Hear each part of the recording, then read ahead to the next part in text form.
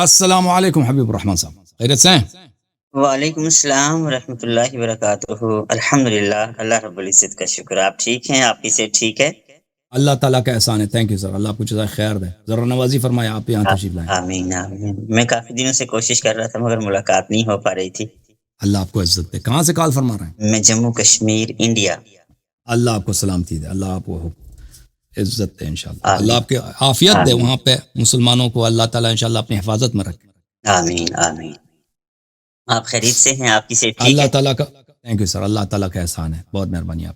میں بہت بار کوشش کر رہا تھا کہ آپ سے جو ہے ملاقات بھی ہو جائے، پہلے تو خیر نہیں ہو پائی، مگر عثمان بھائی نے بڑی جو ہے میرے ساتھ ذرہ نوازی فرمائی، آپ سے ملاقات کروائی۔ میں نے کہا چلو، کیونکہ کافی دنوں سے میں آپ کو سن رہا تھا، جی تو ماشاء اللہ کافی آپ نے بہترین معلومات جو ہے عنایت فرمائی ہیں۔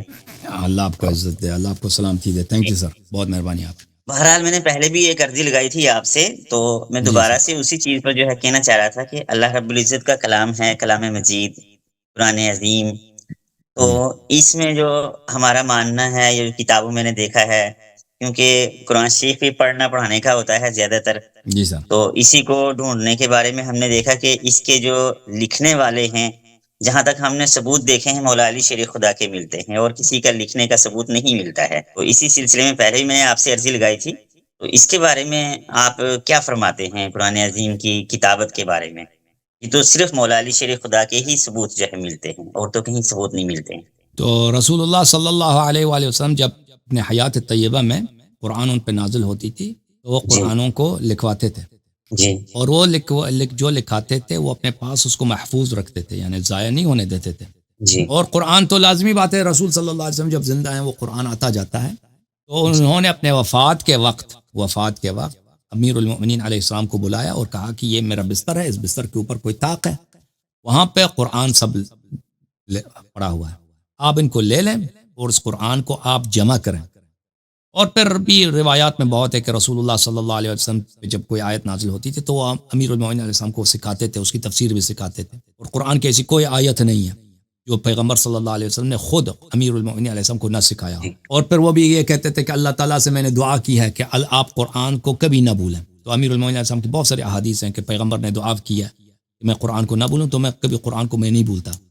اور پھر قرآن کی آیت ہے وَتَعِيَّهَا أُذُنٌ وَاعِيَةٌ، کہ وہ شخص جو اذن واعیہ ہے، جو واعیہ بولتے ہیں وہ برتن جو سمیٹ لے کسی چیز کو، سب چیزوں کو اپنے اندر سمیٹ لے، وہ کھان جو واعیہ ہے، جو اپنے اندر سب کو سمیٹ لیتی ہے قرآن کو، وہ شخص جو اس کو اللہ نے اذن کا نام دیا، ایسے سیکھنے والے جو سنتا ہے اور اس سے کوئی چیز فوت نہیں ہوتی، کوئی چیز اس سے رہ نہیں جاتا، وہ پورے قرآن کو وہ کور کر لے گا۔ یہ قرآن مجید کا یہ بھی احادیث میں ہے کہ امیر المؤمنین علیہ السلام کی فضیلت۔ تو رسول اللہ صلی اللہ علیہ وسلم نے وفات کے وقت امیر المؤمنین علیہ السلام سے کہا کہ تم لکھ دو یہ قرآن کو اور جمع کرو، اور جیسے پرانی امتوں نے اپنی کتابوں کے ساتھ کیا، یہودیوں نے تورات کے ساتھ کیا، عیسائیوں نے انجیل کے ساتھ کیا، اپنے نبی کے وفات کے بعد انہوں نے اپنی کتاب کو ضائع کیا، تم قرآن کو ضائع نہ ہونے دینا۔ یہودیوں نے تورات کے ساتھ کیا، عیسائیوں نے کیا اپنی کتابوں کے ساتھ، باقی امتوں نے کیا، تم نہیں ہونے دینا۔ تو امیر المؤمنین علیہ السلام کو یہ حکم تھا رسول اللہ صلی اللہ علیہ وسلم کی جانب سے کہ وہ قرآن کو جمع کریں۔ تو رسول اللہ صلی اللہ علیہ وآلہ وسلم کے وفات کے فوراً بعد امیر المؤمنین علیہ السلام بیٹھ گئے اور انہوں نے قرآن جمع فرمایا۔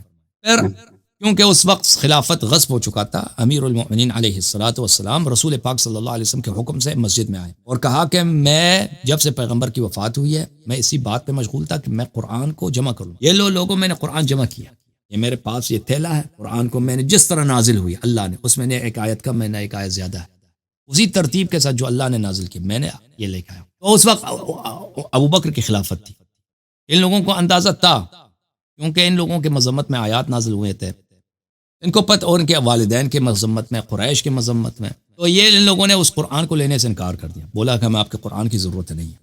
اور قرآن اس زمانے میں کسی کے پاس نہیں تھا، قرآن اس وقت صرف یعنی پورا قرآن کی بات کرو، صورتیں تو آتے ہیں، صورتیں چھوٹے موٹے صورتیں سب کو یاد ہیں، اور چھوٹے چھوٹے مثلا قرآن کے کچھ پارے لوگوں کے پاس ہیں، لیکن پورا قرآن کسی کے پاس نہیں تھا اس وقت، قرآن جمع ہی نہیں ہوا تھا، رسول پاک صلی اللہ علیہ وسلم کے زمانے میں بھی جمع نہیں کیا تھا پیغمبر نے۔ اچھا، یہاں ایک سوال آتا ہے جی کہ قرآن لکھنے میں تو مولا علی شیر خدا کے کئی سارے ثبوت ہیں، الحمدللہ ہم نے آنکھوں سے بھی کہیں جگہ پر قرآن شریف لکھے ہوئے دیکھے ہیں جہاں قلم ہے، تو قرآن لکھنے میں مولا علی شیر خدا ہیں اور لکھانے والے آقا کریم صلی اللہ علیہ وآلہ وسلم ہیں. اقرا بسم ربک الذی خلق، یہ جو پہلی وحی ہے یہ تو مولا علی شیر خدا کو ہی پتا ہے، اور تو کسی کو پتا بھی نہیں ہے، کیونکہ اس وقت تو کوئی اور موجود بھی نہیں تھا. تو مولا علی شیر خدا کو جب ایک جگہ میں نے کتاب میں پڑھا ہے کہ آقا کریم فرماتے تھے اس وحی کو، اس آیت کو فلانی صورت میں لکھ دو، اس کو فلانی صورت میں لکھ دو. موجودہ قرآن شریف میں جو سورہ ہے مبارکہ ہیں اور آیات مبارکہ ہیں، کیا آقا کریم نے ان کے بارے میں کچھ ارشاد فرمایا ہوا ہے؟ میری نظر سے تو گزرا ہے کہ آقا کریم نے یہ ترتیب بتائی ہے. اس کے بارے میں آپ کا کیا فرمانا ہے؟ نہیں دیکھیں، وہ قرآن جو امیر المومنین علیہ السلام نے لکھا، یہ جو میں عرض کر رہا ہوں کہ امیر المومنین علیہ السلام نے قرآن لکھا ہے، سب سے پہلے جمع کیا. یہ اس میں شیعہ نے بھی روایت کی، مخالفین دونوں نے روایت کی. یہ صرف شیعہ حدیث نہیں ہے، فریقین نے روایت کی ہے. پھر جو شیعہ حدیث میں اس بات کی ثبوت ہے کہ امیر المومنین علیہ السلام نے عرضہ کیا کہ قرآن میں نے جمع کیا، آؤ تم اس کا نسخہ بناؤ اپنے لیے. تو خلیفہ وقت نے لینے سے انکار، ابو بکر عمر نے انہوں نے لینے سے انکار کیا، بولے ہمیں آپ کے قرآن کی ضرورت نہیں ہے. پھر وہ کہتے ہیں کہ پھر ان کی کتابوں میں موجود ہے، جو موجودہ قرآن ہے، جو موجودہ قرآن ابھی رائج ہے مسلمانوں کے درمیان، یہ نسخہ جو ہے یہ کہاں سے آیا؟ یہ تو امیر المومنین علیہ السلام نے یہ جو ہمارے پاس جو نسخہ ہے، یہ امیر المومنین علیہ السلام کی لکھی نسخہ نہیں ہے. امیر المومنین علیہ السلام نے جو نسخہ لکھا تھا، اس کے علاوہ ان کے بعد بقیہ صحابہ نے بھی لکھا ہے. مثلا ان کے بعد ابی بن کعب نے کا نسخہ تھا، عبداللہ بن مسعود کا نسخہ تھا، بہت سارے صحابہ نے اپنے اپنے نسخے بنائے تھے، لیکن وہ واحد نسخہ جو رسول ان کے سب سے پہلے یہ کہاں سے لائے پھر یہ عرض کر رہا ہوں. تو وہ نسخہ، وہ واحد نسخہ جو رسول اللہ صلی اللہ علیہ وآلہ وسلم کی زبان اقدس سے لکھی گئی ہے اور ان کے حکم سے لکھی گئی، وہ صرف وہ واحد امیر المومنین علیہ السلام کا نسخہ ہے. ٹھیک ہے نا، وہ ان کے مصحف ہے. باقی صحابہ نے کہاں سے لکھی ہے؟ کیونکہ رسول اللہ صلی اللہ علیہ وسلم جب قرآن نازل ہوتا تھا تو وہ پڑھتے تھے، کچھ صحابہ لکھتے تھے اپنے، لیکن کسی کے پاس پورا قرآن نہیں تھا، تو متفرق تو تھا لوگوں کے پاس ادھر ادھر آیات ہے، کسی کے پاس یہ سورہ ہے، کسی کے پاس وہ سورہ ہے، کسی کے پاس کچھ ورق پارے ہیں، کسی کے پاس کچھ لکڑی میں اسے تختی پہ کچھ لکھا ہے، ہڈی پہ لکھا ہے. تو انہوں نے کہاں سے جمع کیا یہ مذکور نہیں ہے تاریخ میں، یہ مذکور نہیں کہ انہوں نے کہاں سے جمع کیا. جو مصرح ہے تاریخ میں، جس کی تصریح ہے کہ قرآن پیغمبر صلی اللہ علیہ وسلم کے بعد جمع نہیں تھا، انہوں نے کہاں سے جمع کیا ہوا؟ یہی جو زید بن ثابت کی مشہور حدیث ہے کہ قرآن مختلف لوگوں کے پاس پڑا تھا، مختلف اوراق وغیرہ پہ، تو ان سے لوگوں نے جمع کیا ہوگا. عبداللہ بن مسعود نے، ابی بن کعب نے، وغیرہ وغیرہ نے جمع کیا ہوگا. تو اس وقت میرے بھائی، تو اس کے وقت تو پھر دربار کے پاس قرآن نہیں تھا، یعنی ابو بکر عمر کے پاس قرآن نہیں تھا. تو ان کے لیے ایک بہت بڑی بے عزتی کی بات تھی کہ یہ خلیفہ ہیں، ان کے پاس قرآن ہی نہیں ہے. کیونکہ عرب بہت سارے مسلمان ہوتے تھے قرآن کی وجہ سے، عرب بہت زیادہ لوگ جو مسلمان ہوتے تھے وہ قرآن سن کر مسلمان ہوتے تھے. قرآن میں وہ کشش تھی، کیونکہ وہ اہل لغت تھے، قرآن کے اعجاز کو فوراً سمجھ جاتے تھے، اور ان کو پتہ چل جاتا تھا کہ یہ جو ہے یہ جن کا کلام نہیں ہے، یہ شعر نہیں ہے، یہ کسی انسان کا کلام نہیں ہے، اللہ کا کلام ہے. تو اب اگر وہ قرآن کے پاس ہے ہی نہیں، ٹھیک ہے نا، اگر کسی کو قرآن کی ضرورت ہے وہ علی علیہ السلام کے پاس چلا جائے، کیونکہ قرآن تو انہوں نے جمع کیا. تو یہ اپنے لیے بہت بے عزتی سمجھتے تھے. تو پھر ابو بکر عمر نے زید بن ثابت، جو ایک بہت ہی بدنام صحابی تھا، اور وہ یہودیوں کا اسکول میں پڑھا لکھا، کیونکہ دوسروں کو پڑھنا لکھنا نہیں آتا تھا نا، بہت کم لوگ تھے، کیونکہ یہ یہودی تھا اصل میں، اور یہودی جو تھے اپنے بچوں کو وہ پڑھنا لکھنا سکھاتے تھے. تو اس کو پڑھنا لکھنا آتا تھا زید بن ثابت، اور یہ اصل میں یہودی تھا. عبداللہ بن مسعود کی واضح روایت ہے کہ یہ یہودیوں کے جو بچے ہوتے ہیں نا، دو بال اس طرح گیسو رکھتے ہیں، اس طرح یہ بچپن میں گیسو رکھتا تھا. یہ یہودیوں کے، ان کی کتابوں میں بہت لکھا ہے کہ یہودیوں کے اسکول میں پڑھا ہے اس نے، زید بن ثابت نے. تو اس نے زید بن ثابت کو انہوں نے ڈیوٹی لگا دی کہ تم قرآن کو جمع کر لو. تو زید بن ثابت کہتا ہے کہ میں کیوں قرآن کو جمع کروں، جب پیغمبر خود نے جمع نہیں کہ میں کیوں قرآن جمع کروں. انہوں نے کہا نہیں جی، جمع کرو. بہت اس پہ حکم چلایا. تو یہ کہتا ہے کہ مجھے ایسی ڈیوٹی دی گئی ہے جو ایک پہاڑی کو اس کی جگہ سے اکاڑنے سے زیادہ مشکل ہے. تو میں گیا ہوں بھائی لوگوں سے شہادتیں لینا کہ تیرے پاس کون سی آیت ہے، بھائی ہے آیت کوئی، وہ لکھا دو. میں لکھتا گیا. کسی کے پاس تختی میں لکھا ہے، کسی کے پاس پتے پہ لکھا ہے، کسی کے پاس چمڑے میں لکھا ہے، کسی کے پاس کاغذ میں لکھا ہے، کسی کے پاس ہڈی پہ لکھا ہے، کسی کے پاس کسی اور چیز پہ لکھا. تو میں نے ان سے جمع کرتا گیا. پھر وہ کہتا ہے پھر وہ کیا ہوا، پھر اس کو جب میں نے جمع کیا مجھے کچھ آیات نہیں ملی. تو اس نے یہ طریقہ کار بنا دیا کہ بھائی جو آیت کسی جگہ لکھا ہی نہیں ہے تو اس کے لیے 2 شاہد کی ضرورت ہے. 2 شاہد آ کے شہادت دے دیں کہ ہم آیت ہے تو پھر میں لکھتا ہوں. اگر 2 شاہد، تو عمر بن الخطاب آ گئے، وہ آئے رجم لے کے، اس کو شاہد کوئی نہیں ملا، تو اس نے لکھنے سے انکار کر دیا. بھائی کہ تیرے پاس شاہد ہی نہیں ہے، میں کیوں سے آیت لکھتا ہوں، چلا جائے ہم سے. تو آخر تک عمر بن الخطاب کو یہ خوف تھا زید پہ، اس نے میرے سے اس نے لکھا نہیں ہے. وہ کہتا تھا اگر میں لوگوں سے ڈرتا ہوں، لوگ کہیں گے عمر نے قرآن میں اضافہ کیا تو میں واللہ میں اس کو لکھ دیتا. تو پھر یہ ہوا کہ انہوں نے ابو بکر کے خلافت میں انہوں نے قرآن جمع کی. پھر اس قرآن کو کیا ہوا، پھر اس قرآن کو بکری کہا گئی. قرآن کو کیا ہوا، اس قرآن کو بکری کہا گئی. تو پھر قرآن خلیفہ کا جو سرکاری قرآن تھا نا، انہوں نے بہت مشکل سے ایک نسخہ جمع کیا. وہ عائشہ سے لاپرواہی ہو گئی، اس کو بکری کہا گئی. ٹھیک ہے نا، چمڑا یا کاغذ جو بھی تھا، وہ بکری تو کہا جاتی ہے نا وہ چیزوں کو، وہ کہا گئی ہے، وہ ضائع ہو گیا. تو پھر لیکن دوسرے صحابہ کچھ نے جمع کیا تھا. اسی جب زید بن ثابت جمع کر رہا تھا، ابی ابن کعب، عبداللہ ابن مسعود، یہ لوگ ان لوگ اپنا نسخہ بنا رہے تھے. تو ان لوگوں نے اپنے ان سے کچھ لوگ نسخے سے ان کے کاپی بھی کرتے تھے، نسخے ان کے بڑھ جاتے. تو کئی نسخے جو ہے اس طرح اس عالم اسلام میں پھیل گئے. قرآن کے مختلف نسخے پھیل گئے، مختلف ورژنز قرآن کے. اس کا نتیجہ یہ ہوا کہ مسلمانوں میں اختلاف پیدا ہو گیا. قرآن ہی میں اختلاف، کوئی کہتا ہے یہ صحیح ہے، کوئی کہتا ہے یہ صحیح ہے، قتل کرنے تک آ جاتا. پر یہ جب عثمان کے عثمان کے خلافت میں عثمان نے کہا کہ بھائی دوبارہ زید بن ثابت کو بلا دیا. اس نے کہا کہ دوبارہ تم، انہوں نے میٹنگ رکھی وغیرہ وغیرہ. زید بن ثابت سے کہتا ہے تو قرآن دوبارہ لکھ دو، وہ قرآن جو بکری کہا گئی ہے اس کو چھوڑ دو. اور حفصہ کے پاس ایک نسخہ قرآن کا تھا، انہوں نے اس کو لے کے دوبارہ اس کو ڈیوٹی لگا دی. تو اس نے دوبارہ قرآن جمع کر دی. پھر عثمان کے پاس لے کے آیا.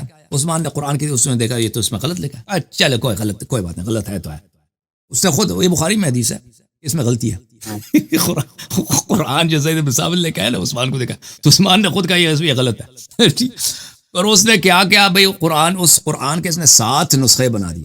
اس زمانے میں خلافت ان کی بہت وسیع و عریض تھی. ایک نسخہ مصر کو بھیجا، ایک شام کو بھیجا، ایک یمن کو بھیجا، ایک بحرین کو بھیجا، ایک کوفہ کو بھیجا، اور ایک بصرے کو بھیجا، اور ایک اپنے ساتھ مدینے میں رکھا ہے. اور ان نسخوں میں بھی آپس میں اختلاف تھا. یہ ایسے جو ان لوگوں نے نسخے جو اس زمانے میں دیکھیں لکھنا پڑھنا لوگوں کو نہیں آتا تھا.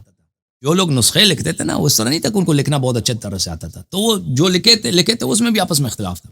تو اس نے حکم دیا کہ باقی جتنے قرآن ہیں ان کو جلایا جائے، باقی جتنے قرآن ہیں ان کو جلایا جائے. تو صحابہ نے تو اس کی بڑی مخالفت کی، لیکن دربار کا حکم زیادہ تھا نا، فوج سرکار سے تو مخالفت ان کی نہیں. تو باقی نسخے وہ جلا دیے گئے. تو اس طرح یہ موجودہ جو قرآن ہے یہ عثمان کے زمانے میں یہ لکھا گیا، اس کے نسخے بنے اور یہ پھیلا گیا. یہ جو کہتا ہے نا کہ یہ نسخہ قرآن متواتر ہے، اس کی تواتر عثمان کے بعد ہے. عثمان سے پہلے تواتر نہیں ہے، عثمان سے پہلے اختلاف بہت ہے قرآن مجید میں. ٹھیک ہے نا جی. مگر اس میں ہم نے جو دیکھا ہے نا، ہم نے کتب کے اندر دوران طالب علمی اس قرآن شریف کے بارے میں کہ یہ قرآن شریف آقا کریم صلی اللہ علیہ وآلہ وسلم خود لکھواتے تھے کہ اس آیت کو فلانی صورت میں لکھواتے تھے لیکن وہ جمع نہیں ہوا نا، جمع نہیں ہوا. نہ جمع نہیں ہوا. جو میں آپ سے کہنا چاہتا ہوں وہ یہ ہے کہ جیسے آپ فرما رہے ہیں تو وہ ترتیب نزول کے اعتبار سے فرما رہے ہیں. تو آقا کریم صلی اللہ علیہ وآلہ وسلم کہ ان آیات کو فلانی سورہ ہے مبارکہ میں لکھو، اس کو اس صورت میں لکھو، اس کو اس صورت میں لکھو، تو یہ آقا کریم صلی اللہ علیہ وآلہ وسلم نے خود لکھوایا ہے.